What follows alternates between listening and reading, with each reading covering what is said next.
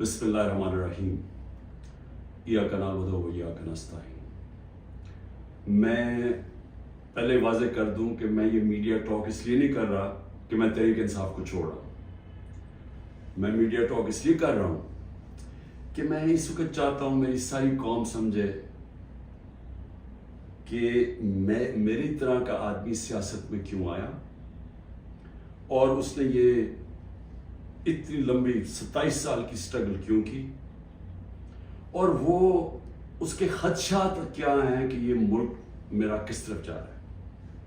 تو میں صرف اپنی قوم کے لیے بتانا چاہتا ہوں کہ میں 18 سال کا تھا جب میں پاکستان کرکٹ ٹیم میں کھیلتے ہوئے انگلینڈ گیا۔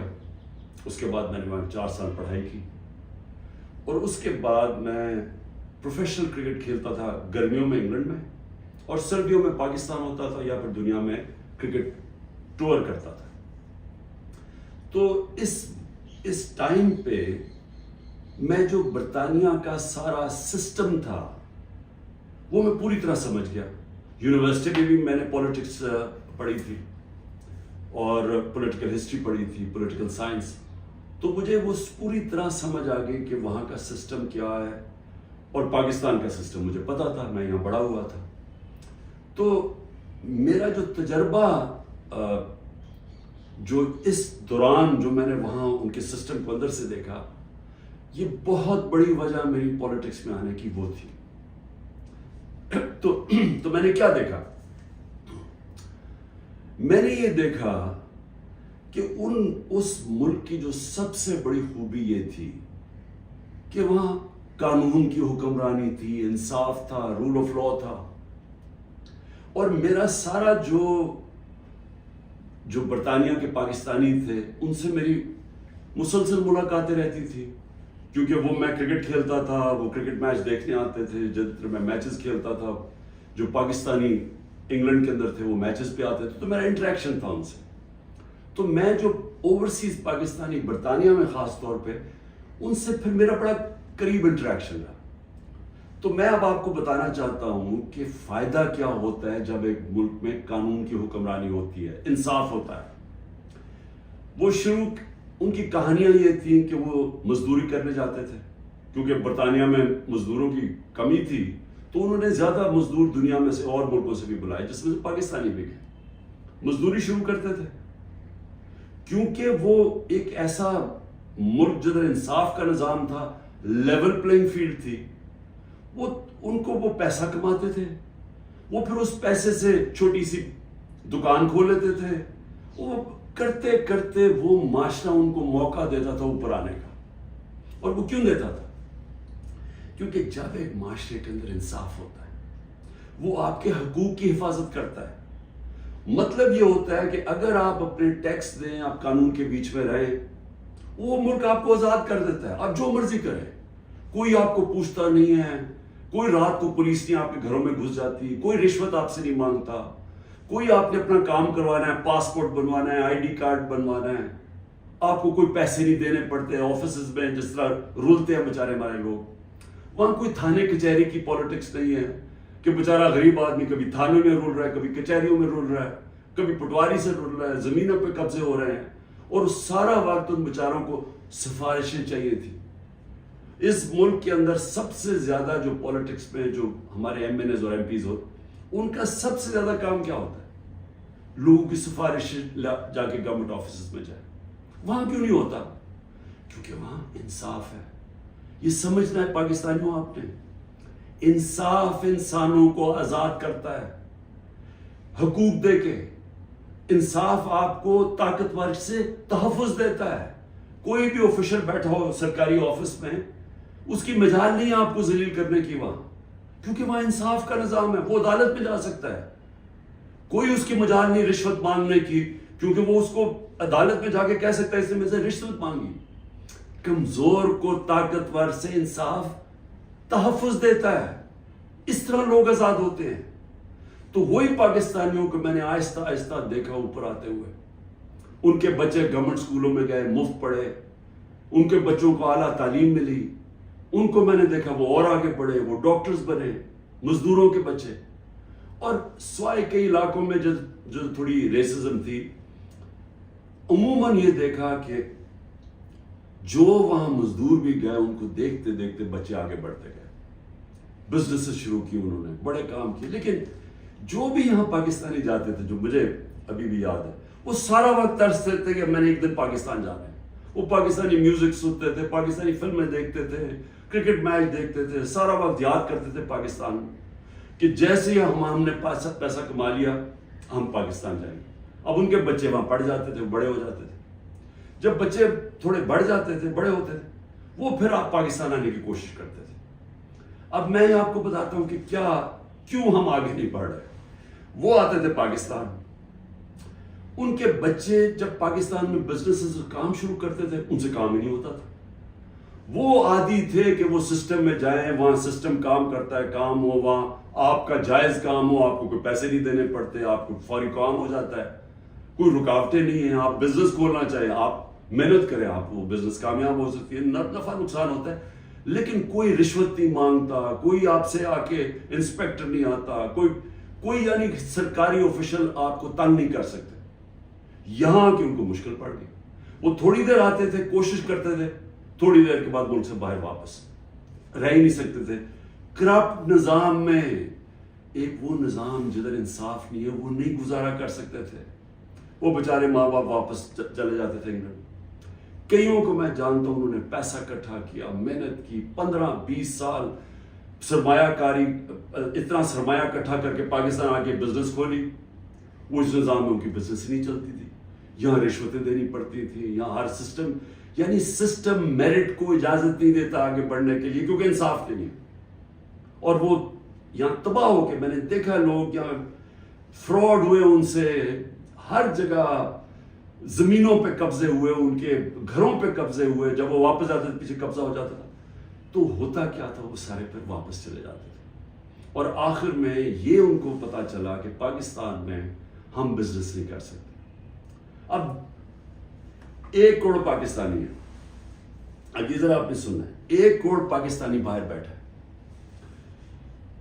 صرف برطانیہ امریکہ میں جو 16,000 پاکستانی امریکن ڈاکٹرز ہیں، 16,000، ان کی نیٹ ورتھ، جو ان کی ٹوٹل ان کی جو دولت ہے، 16,000، 200 ارب ڈالر ہے.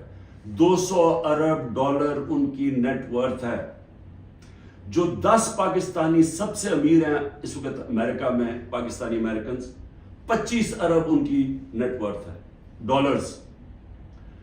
صرف جو پاکستانیوں کو یہاں سمجھتے ہیں کہ یہاں حالات اچھے نہیں ہیں، جنہوں نے دبئی میں، اس میں حلال کا بھی پیسہ حرام کا بھی ہے، صرف دبئی میں انہوں نے جو پراپرٹیز لی ہوئی ہیں، 20,000 پاکستانیوں نے، وہ 10.4 ارب ڈالر کی پراپرٹیز لی ہوئی ہیں.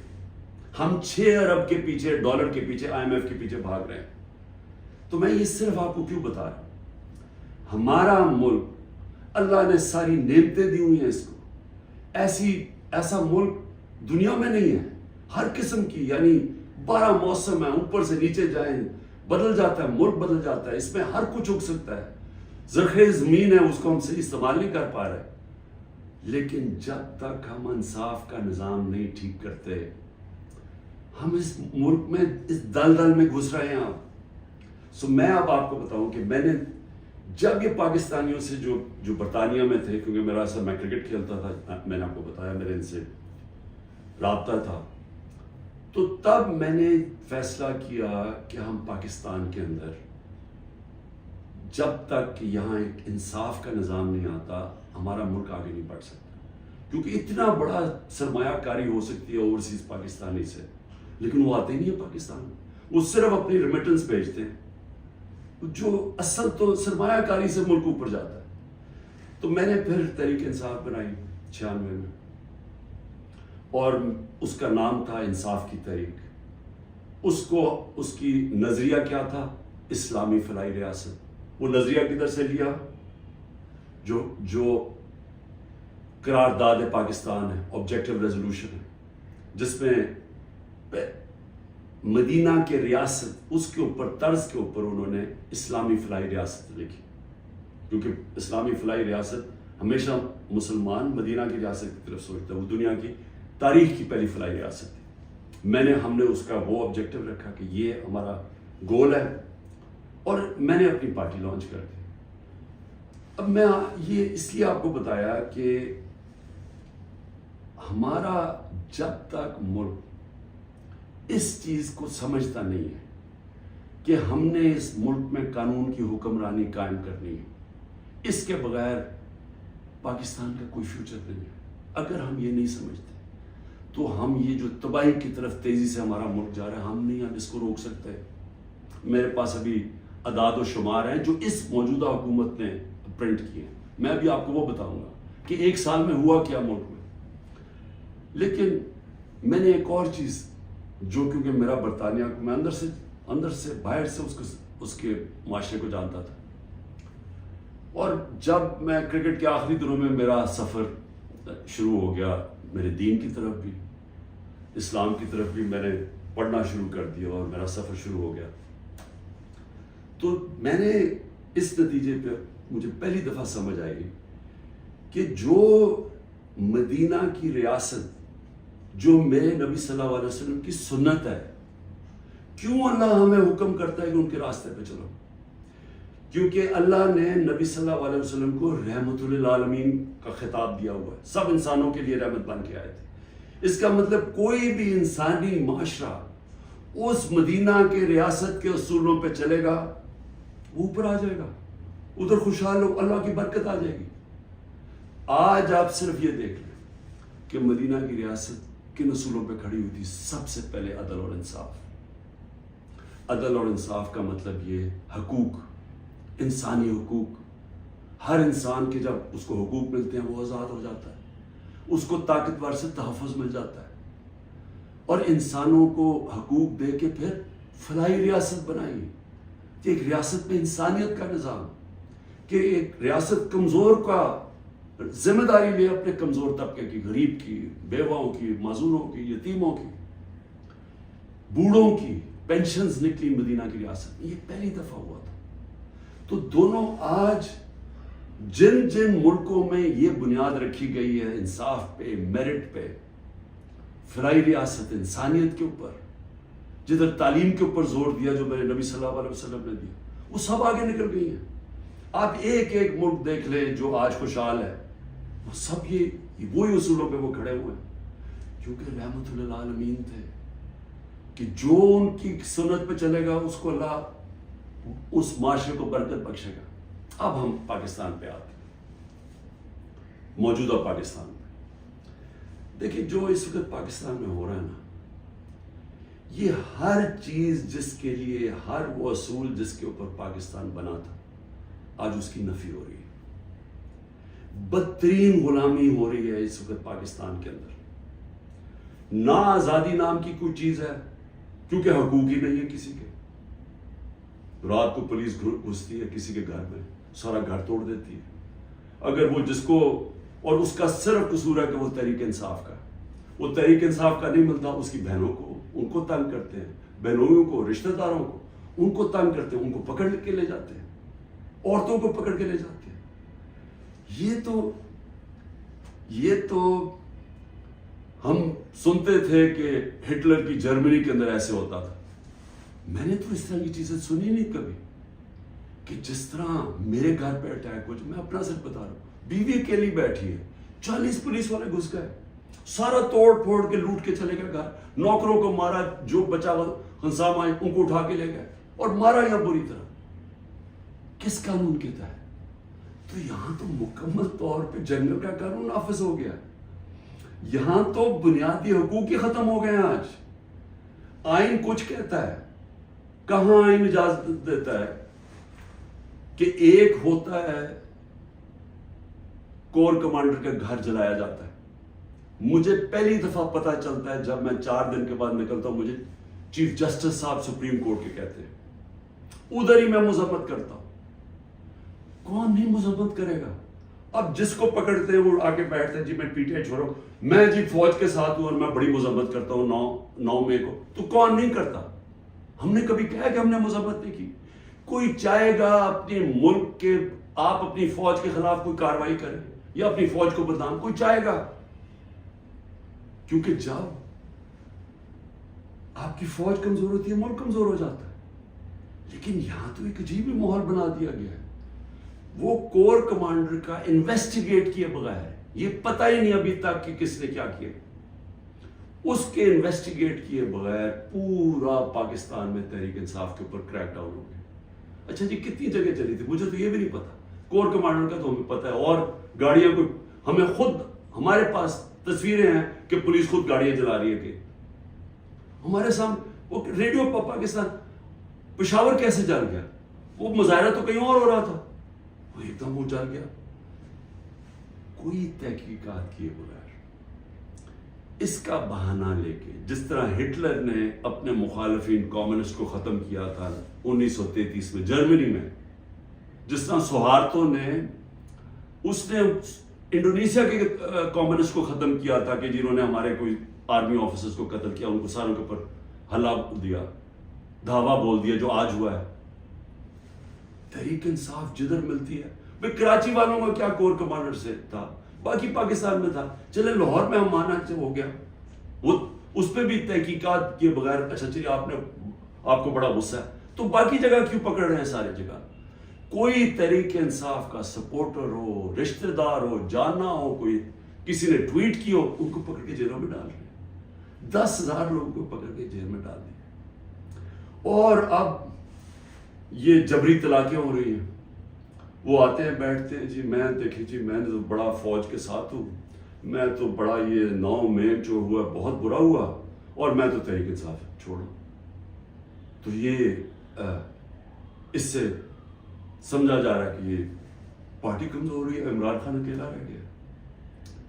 لیکن میں سارے جو آج آپ بیٹھے ہیں نا، جو فیصلے کر رہے ہیں اس ملک، میری بڑی غور سے بات سنیں. میں یہ جو آپ کے سامنے آیا ہوں، یہ کبھی جب میں کوشش کرتا ہوں کہ ڈائلاگ کی بات کرو، ہمارے سے کوئی بات چیت تو کر لے، ہم یہ بات کر کے مسئلے حل کر دیں، جس دن میں یہ کرتا ہوں اگلے دن اور سختی شروع ہو جاتی ہے، 2-3 اور FIR کاٹ دیتے ہیں، گھر میں آ جاتی ہے پولیس، کیونکہ سمجھتے یعنی کوئی ایک عجیب ذہن بیٹھے ہوئے، وہ سمجھتے ہیں کہ جو ڈائلاگ کرنا چاہ رہے ہو وہ اب اس کے گھٹنے کانپنے شروع ہو گئے ہیں، تو اس لیے آ کے اس کے اوپر تھوڑی اور سختی کرو تو بالکل بیٹھ جائے گا. دیکھیں یہ تو ہونے نہیں لگا. میں پھر سے آپ کو کہہ دوں کہ جب تک میرے میں سانس ہے، میں اس ملک کی حقیقی آزادی کے لیے تب تک پوری جدوجہد کرتا رہوں گا جب تک میں زندہ ہوں. لیکن مجھے اس وقت پاکستان کا خطرہ ہے، مجھے اپنی ملک کی فکر پڑ گئی ہے، اور جو لوگ مل کے یہ سب کچھ کر رہے ہیں ان کو ملک کی فکر کیوں نہیں ہے؟ کیوں آج ہم مجھے یہ نہیں؟ 308 روپے کا ہو گیا ڈالر اوپن مارکیٹ میں. جب ڈالر 308 روپے کا اوپن مارکیٹ میں ہو جائے تو خطرے کی گھنٹیاں بج جانی چاہیے کہ اب جا رہا ہے پاکستان اس جس کو ہائپر انفلیشن کہتے ہیں، یہ اس مہنگائی کی طرف جا رہا ہے، سارا بزنس ٹھپ، انڈسٹری ٹھپ. ابھی میں آپ کو اس حکومت کے اعداد و شمار بتاؤں گا. تو ان کو کیوں نہیں فکر، یہ PDM والوں کو؟ ان کے پیسے باہر پڑے ہیں، ان کا اربوں ڈالر اس ملک سے باہر پڑا ہے، ان کو کوئی فرق نہیں پڑ رہا کہ اس ملک کے اندر لوگوں کی $130 کم ہو. 130 روپیہ گرا ہے ڈالر کے مقابلے میں صرف جب سے ہم گئے. تو ان کو نہیں فکر پڑ رہی. وہاں لندن میں بیٹھ کے عاشیاں، بڑے بڑی گاڑیاں، بڑے بڑے ریسٹورنٹس میں بیٹھے ہوئے ہیں، شاپنگ ہو رہی ہے ہیرڈز میں، کیونکہ ڈالرز میں یا چوری کر کے پیسہ وہاں لے گئے. فکر ہر اس پاکستانی کو ہونی چاہیے جس کا جینا مرنا پاکستان میں ہے. میں نے عمران خان کو جی ECL پہ ڈال دیا، شکر کو میں تو آپ کا شکریہ ادا کرتا ہوں. میں تو جانا ہی نہیں چاہتا ملک سے باہر، کیونکہ میں نے کوئی باہر میرے پیسے بینک اکاؤنٹس کچھ نہیں پڑے ہوئے، مجھے تو یہ ملک سے پیار ہے. تو اس لیے ECL ان کو فرق پڑتا ہے جنہوں نے جائیدادیں ڈالرز میں رکھی ہوئی ہیں باہر، اور ان کو کوئی فرق نہیں پڑ رہا کہ ملک تباہی کی طرف جا رہے ہیں. ذرا آپ یہ صرف دیکھ لیں کہ جب ایک آدمی نے بند کمرے میں فیصلہ کیا کہ جناب عمران خان بہت ملک کے لیے تباہی کر رہا ہے اور میں اس کو بدل رہا ہے، اور اس نے جب گورنمنٹ گرائی، تو ذرا صرف میں اب آپ کو اس حکومت کی اعداد و شمار ہمارے پاس جو فورن ایکسچینج ریزروز تھے، یاد رکھیں روپیہ مضبوط رہتا ہے جب آپ کے ریزروز اوپر ہو، 16.2 ارب ڈالر، آج وہ ہیں 4.5 ارب ڈالر، منفی 72% ہمارا فورن ایکسچینج گرا ہے۔ ایکسپورٹس 13% گری ہے، ریمیٹنسز جو باہر سے پاکستانی ڈالر بھیجتے تھے وہ 13% گرے۔ یاد رکھیں یہ ہر سال ہمارے بڑھتے جا رہے تھے، ہر سال پچھلے سال سے زیادہ ہوتی تھی ہماری ایکسپورٹس بھی، ریمیٹنسز بھی، ڈالر زیادہ آ رہا تھا۔ اب جب سے یہ آئے ہیں 13% دونوں نیچے چلی گئی ہے بجائے اوپر جانے کے۔ اس کا مطلب ڈالر کم آ رہے ہیں پاکستان میں، قرضے بڑھتے جا رہے ہیں، ڈالر کم آ رہے ہیں اور ہم نے قسطیں بھی دے دی۔ ٹیکسٹائل ایکسپورٹ جو ہماری سب سے بڑی ایکسپورٹ ہے، منفی 14% گر چکی ہے۔ انٹرسٹ ریٹ، اب بزنس کام کون کرے گا؟ ہم جب تھے 9.8 تھا، آج 21% ہے ہمارا سود۔ ہمارا جو ایکسچینج ریٹ ہے آفیشل 180 کر لیں، ہمارا تھا جب ہم گئے 180 روپے ڈالر تھا، آج 287 روپے ڈالر آفیشل ریٹ ہے اور 308 پہ پہنچ گیا ہے اوپن مارکیٹ میں۔ مہنگائی کے اوپر بڑا شور مچا تھا، 12.7% تھی ہماری کنزیومر پرائس انڈیکس۔ مہنگائی کی دو ہوتی ہیں قسمیں، ایک جس کو کہتے ہیں کنزیومر پرائس انڈیکس جو CPI ہوتی ہے، وہ 12.7 تھی، آج 36.4% ہے، پاکستان کی تاریخ کی سب سے بڑی مہنگائی۔ لیکن اس سے زیادہ خطرناک جو سینسٹیو پرائس انڈیکس ہے وہ 14.2 ہمارے دور میں تھی، آج وہ پاکستان میں 42.1% ہے۔ پٹرول، یاد رکھیں ہمارے دور میں پٹرول 110 سے 115 لیٹر 110 سے 115 ڈالر پہ بیرل گئی تھی، آج وہ 70-80 کے بیچ میں ہے، یعنی ادھر سے آ کے۔ ہمارے دور میں 150 روپے لیٹر پیٹرول تھا، 145 روپے لیٹر ڈیزل تھا، آج ڈیزل پہنچ گیا 260 روپے اور پیٹرول پہنچ گیا 270 روپے۔ جب پیٹرول مارکیٹ میں نیچے، انٹرنیشنل تیل نیچے چلا گیا تو یہ آپ ذرا دیکھیں تقریباً 100 روپے اوپر گیا۔ آٹا جو ہر آدمی کو افیکٹ کرتا ہے، ہمارے دور میں 55 روپے تھا کے جی، آج وہ پہنچ گیا 136 روپے کے جی، 130% کا اضافہ ہوا اس میں، اور یہ عام آدمی کو سب سے زیادہ تکلیف دے رہی ہے۔ چاول 103 روپے کے جی تھا، آج 202 روپے کے جی ہے، 95% ہمارا چاول کی قیمت بڑھی ہے، یہ بھی عام آدمی کا۔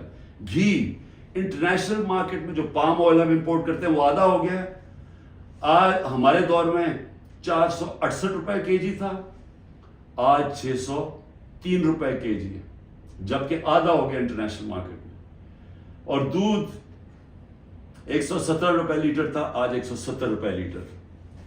میں اور بھی آپ کو بتا دوں کہ جس سے آپ کی دولت میں اضافہ ہوتا ہے، ہماری جو گروتھ ریٹ تھی، یعنی جس ریٹ پہ ہماری دولت میں اضافہ ہو رہا تھا، جس کو GDP کہتے ہیں، GDP میں اضافہ، وہ 6.1% تھی، آج وہ چلی گئی ہے منفی 0.2%، 0.2% پہ چلی گئی ہے۔ انڈسٹریز، ہماری اوور آل انڈسٹری 6.8% پہ بڑھ رہی تھی، آج وہ -2.9% پہ چلی گئی۔ یعنی جس سے آپ کے ملک میں دولت بنتی ہے، جس سے آپ ٹیکسز بڑھتے ہیں، جس سے آپ روزگار دیتے ہیں، وہ انڈسٹری جو زیادہ تر انڈسٹریز وہ -2.9 پہ پہنچ گئی ہیں، اور جو لارج اسکیل مینوفیکچرنگ ہے جس سے سب سے زیادہ دولت میں اضافہ ہوتا ہے، وہ ہمارے دور میں 11.9% پہ بڑھ رہی تھی، وہ آج -7.9% پہ چلی گئی، تقریباً 8% منفی پہ چلی گئی۔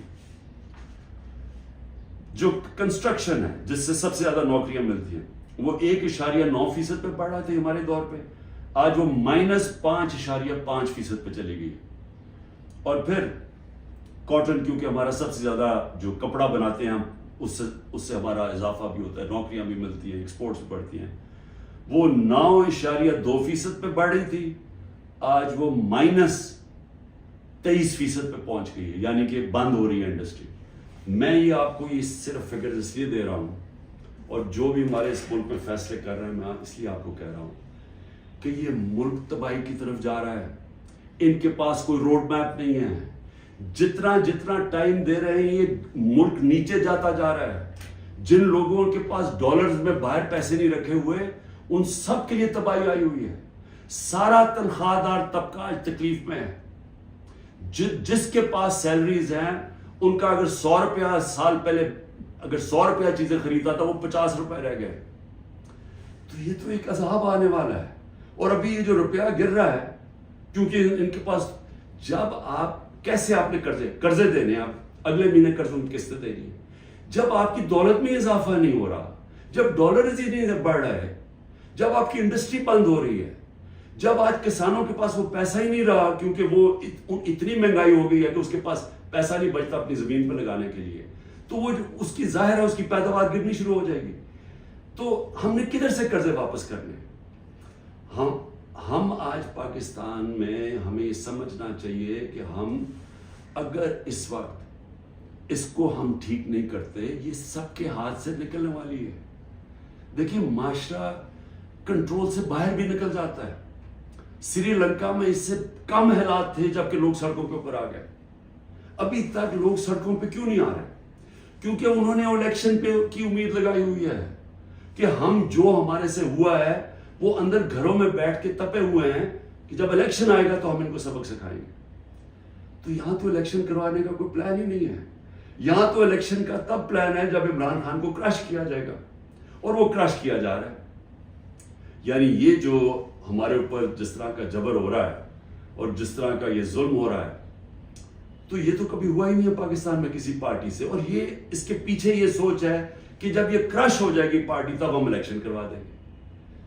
دیکھیں کیونکہ میں بڑا ہوں، میں نے ایسٹ پاکستان مجھے یاد ہے. میں بار بار لوگوں کو بتاتا ہوں کہ آخری فلائٹ میری آئی تھی ڈھاکہ سے، میں انڈر 19 کا میچ کھیلنے گیا تھا. اس کے بعد آپریشن شروع ہو گیا تھا اپریل 71 میں. دیکھیں ہوا کیا تھا اس پاکستان میں، اس پھر سے یاد رکھیں، تاریخ سے سیکھنا چاہیے. ذوالفقار علی بھٹو نے 81 سیٹیں جیتی پاکستان میں 138 میں سے، اور کہا تھا ذوالفقار علی بھٹو کا انقلاب آ گیا تھا، اور واقعی انقلاب تھا، روٹی کپڑا مکان کا انقلاب آیا تھا. لیکن 138 میں سے ذوالفقار علی بھٹو نے 81 سیٹیں جیتی. اور اس نے جو نعرہ تھا کہ میں پہلی دفعہ عوام کا نام لیا. پہلے تو عوام کا نام ہمیں پتہ نہیں عوام کیا ہوتی ہے، کیونکہ پہلے تو اور قسم کی سیاست تھی. تو اس نے ایک ذہنوں میں انقلاب لے کے پہلی دفعہ عوام کی بات کی. لیکن مجیب الرحمان 162 سیٹیں تھی ایسٹ پاکستان میں، اس نے 160 جیتی، صرف 2 سیٹیں ہاری اس نے. تو وہ کیا کہہ رہا تھا؟ وہ انصاف کہہ رہا تھا کہ ہمارے سے انصاف نہیں ہو رہا، ہمارے حقوق نہیں مل رہے، ایسٹ پاکستان کو کالونی کی طرح رکھا جا رہا ہے، ہمیں سیکنڈ کلاس شہریوں کی طرح رکھا جا رہا ہے. اور وہ انصاف مانگ رہا تھا، حقوق مانگ رہا تھا، وہ آزادی نہیں مانگ رہا تھا. جب ہم نے آپریشن شروع کیا تو وہ پھر حقوق سے آزادی کی طرف چلا گیا. وہ بات کرنے کے لیے بھی تیار تھا. اور مجھے ابھی بھی یاد ہے جب ہمارا ملک ٹوٹا تھا، میں انگلینڈ میں تھا، پڑھ رہا تھا، تو جو دھچکا ہم سب کو لگا تھا، یعنی ہم ہل کے رہ گئے تھے.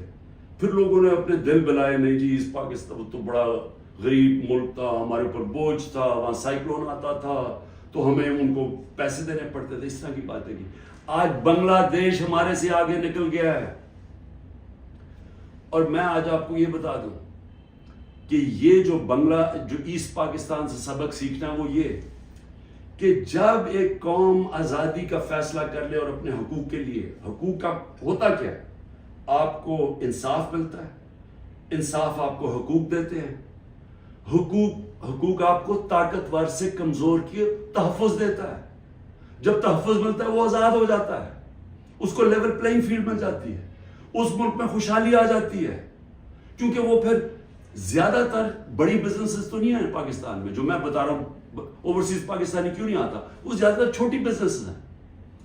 छोटी बिजनेस पाकिस्तान में चल नहीं सकती क्योंकि उनके पास इतनी ताकत नहीं होती रिश्वत देने की, उनके पास इतना टाइम नहीं होता कि वो ऑफिसेज के चक्कर लगाएं, वहां उनको वो डिले सिर्फ इसलिए करें जब तक आप रिश्वत नहीं देते, तो वो चले जाते हैं वापस। तो छोटी बिजनेस जो स्मॉल और मीडियम सनत होती है वो एक रीढ़ की हड्डी होती है मुल्क की। असल तो रोजगार वो देता है, सारी दुनिया में स्मॉल और मीडियम इंडस्ट्री देती है, यहां वो चलने नहीं देते क्योंकि यहां एक सिस्टम बड़ा करप्ट है, क्योंकि यहां इंसाफ नहीं है। तो जो मैं आज आपको कहने की कोशिश कर रहा हूं कि इंसाफ जब एक लोगों के दिलों में चला जाता है कि हमें इंसाफ चाहिए, हमें हुकूक चाहिए, हमें आजादी चाहिए, फिर आप उनके ऊपर जो मर्जी करें, मिलिट्री ऑपरेशन भी, वो फिर बीज दिल से नहीं निकलता। क्योंकि जो अल्लाह ने हमारे अंदर ये पैदा किया हुआ है आजादी का, ये जो आजादी का बीज है, ये इंसाफ और आजादी साथ साथ जाते हैं, ये अंदर है हमारे। और उसने जब ला इलाहा इल्लल्लाह कहता है, हम उससे वादा करते हैं, वो हमें आजाद करना चाहता है अल्लाह, क्योंकि सिर्फ आजाद लोग ऊपर जा सकते हैं। तो जब लोगों का दिल में आजादी का जज्बा आ जाता है, वो फिर ये जबरी तलाकों से, ये पकड़ धकड़ करके, ये मार पीट के, ये खौफ करके, इससे ये जाता नहीं है। फिर ये नफरतें बढ़ जाती हैं, ये और ज्यादा गुस्सा बढ़ जाता है, ये कहीं जाने नहीं लगा। ये जो मर्जी आप करें कि हर रोज बैठ के जी मुझे तो फौज से बड़ा प्यार है और 9 मई को बड़ा बुरा किया गया, मैं छोड़ा पार्टी। तो क्या इससे पार्टी, क्या लोग बेवकूफ हैं? क्या लोगों को नहीं समझ आ रही क्या हो रहा है? तो मैं आखिर में ये कहना चाहता हूं, देखिए ये पाकिस्तान की इस वक्त जंग है, ये तहरीक इंसाफ को खत्म करते करते पाकिस्तान को तबाह ना करें। ये अगर इस वक्त हमने स्टेप्स ना लिए, कदम ना उठाया, ये उधर चला जाएगा, कोई भी नहीं कुछ कर सकेगा। सारा तनख्वाहदार तबका थोड़ी देर में खड़ा हो जाएगा, जब उनके घर में चूल्हे नहीं डलेंगे, जब उनकी देखते जाएंगे कि उनके पैसे को खरीदार कम होती जा रही है, जब वहां औरतें हैं, उनको पता है कि जो किचन चलाती है कि क्या हो रहा है आज उनके साथ। वो मैंने आपको बताया सेंसिटिव प्राइस इंडेक्स जो कि खाने पीने की चीजों का है, वो 42% पे है। तो जब ये हालात ऐसे हो जाए, फिर एक माशरा फट जाता है। तो मैं इसलिए बातचीत की बात कर रहा हूं कि ये टाइम है, ये मुल्क ठीक तब होगा जब इस सारे मुल्क के इदारे इकट्ठे बैठे और मुल्क की सबसे बड़ी एक ही जमात जो फेडरल पार्टी है पाकिस्तान की, वो सब इकट्ठे बैठे और वो बैठ के इस मसले का हल निकालें। ये डंडे मार के मसले का हल नहीं होने लगा। ये तो जो भी करेंगे, मैं तो बैठा हूं कि हर रोज मैं इंतजार करता हूं कि किस दिन पकड़ने आएंगे, मैं तो तैयार हूं उसके लिए। इससे मसला नहीं हल होने लगा। इसकी सलूशन इसमें डंडे मारने में नहीं है और जुल्म करने में। अगर ये होती तो इस पाकिस्तान ना पैदा होता। इसका मसला इस मुल्क में कानून की हुक्मरानी कायम करना है, इदारे मजबूत करना है, सारे इदारों को अपने आईनी रोल के अंदर फंक्शन करना है, लोगों को आजाद करना है, उनको हुकूक देके। कभी इस मुल्क में नहीं होना चाहिए कि लोग घरों में बैठे और रात औरतें ना परवाह चादर ना चादर वाली लोग आए, घर तोड़ के चले गए और कोई पूछने वाला नहीं है। और उन्हें पता है क्योंकि वो ताकतवर है, कोई पूछेगा ही नहीं। अदालतों से सारा खौफ चला गया, अदालतें जाके फैसला करती हैं, इमरान रियाज को लेके आओ, वो अभी तक पता ही नहीं है वो किधर चला गया। और जिस तरह के तशद्दुद की मैंने कहानियां सुनी है कि जो बाहर निकलते हैं, कई लोगों को, सबको नहीं किया, कईयों को तो बुरे हालात में रखा है कि इतने छोटे से दड़बों के अंदर लोगों को बंद किया हुआ है, लेकिन कईयों पे तशद्दुद किया। तो मैं ये सवाल पूछता हूं कि हमारी जब अदलिया की बात, उनकी वर्डिक्ट ही माने जाएंगे, अदलिया कहती है इलेक्शन करवाओ, आइन के मुताबिक वो इलेक्शन ही गवर्नमेंट करवाती, तो ये मुल्क तो तबाही की तरफ चला गया ना, बनाना रिपब्लिक बन गया। ये मुल्क तो वो जंगल का कानून आ गया आज पाकिस्तान में। तो मैं इसलिए आखिर में अपील करता हूं कि बातचीत करनी चाहिए फौरी तौर पर। जो ये किया जा रहा है ये कोई हल नहीं है, और इसको ये ना समझे कि इमरान खान की कमजोरी है, क्योंकि जब मैं ये बातचीत की बात करता हूँ और सख्ती आ जाती है, बाहर पुलिस पहुंच जाती है, वारंट निकलाते हैं। ये मुझे इससे कोई फर्क नहीं पड़ता। मुझे अपने मुल्क की इस वक्त फिक्र पड़ी हुई है, और आप सबको भी फिक्र होनी चाहिए कि ये जो मैंने आपको बताया है, आज अगर 308 रुपए का ओपन मार्केट में डॉलर मिल रहा है, तो समझ जाए कि पाकिस्तान उधर अब पहुंच जाएगा جدھر سارے لوگوں نے ڈالر خریدنا ہے, کسی نے سرمایہ کاری نہیں کرنی, باہر سے اوورسیز پاکستانی ریمیٹنسز انہوں نے لیگل چینل سے نہیں بھیجنا کیونکہ اتنا فرق پڑ گیا اوپن مارکیٹ اور آفیشیل ریٹ کے اندر. تو یہ تو ملک تو جا رہا ہے نیچے. تو اس لیے میں پھر آخر میں اپنی ساری قوم کو کہتا ہوں کہ آپ سب صبر کریں, اپنی پارٹی کو کہتا ہوں صبر کریں. یہ جو کیا جا رہا ہے آپ سے کہ کن پٹی پہ بندوق رکھ کے جی میں پی ٹی آئی چھوڑ رہا ہوں, کوئی فکر نہ کریں, کبھی کوئی پارٹی سے نہیں ختم ہوگی. پارٹی تو ختم ہوتی ہے جب نظریہ ختم ہو جاتا ہے. آج آپ کے سامنے پی ڈی ایم کی جماعتیں ہیں, پوری اسٹیبلشمنٹ کی مدد کر رہی ہے, الیکشن کمیشن ان کے ساتھ ملی ہوئی ہے, انتظامیہ ساری ان کے ساتھ ملی ہوئی ہے. کیوں یہ الیکشن سے ڈر رہے ہیں؟